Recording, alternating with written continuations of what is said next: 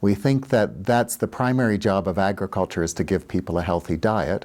So we look at both staple crops, but then how we can deliver better micronutrients or better specific proteins and things in staple crops.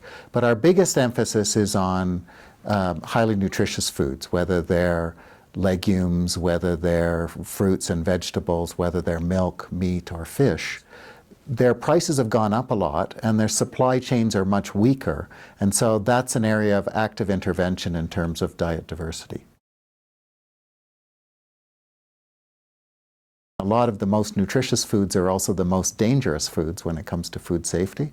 Most of the problems in kind of low-income countries are around microbial contamination. So in milk, in meat, with fish, they perish very quickly, they spoil very quickly, and so what we need to do is actually try and get them consumed as quickly as possible, or if there is more infrastructure, obviously you can cool or do other things, pasteurize, etc.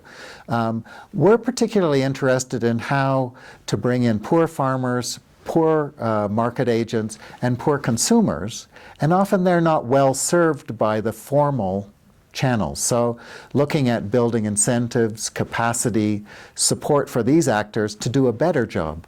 And we found often that, for example, with small milk hawkers or milk sellers in different places, that working with them to build their understanding, often simple changes like moving them from plastic to metal containers that can be easily sterilized, training them a bit on basic things, can really improve their performance. And we try and offer incentives like certifying them so they're recognized as providers of safe food. And so I think there's a lot of basic things we can do beyond the super sophisticated regulations and controls that we see in commercial systems. From the production or supply side, there's going to be a lot of challenges in improving food production, particularly for nutritious foods. And that will relate to climate change, but also scarcity of water, land, and other things. And so we're going to have to be much smarter about how we produce things. And I think the other trend, thinking about consumption, is the quality and safety of foods and transforming food systems so we get better health outcomes. I'm very concerned in all countries of the rates of obesity and non-communicable diseases. And I think that's going to take a fundamental restructuring of how we think about food systems and thinking about their quality and safety, which will include less fats, less salt, less sugar, more attention to quality, maybe less super processing, a number of things that we're looking forward. But this is a huge problem, and the health burdens will be enormous.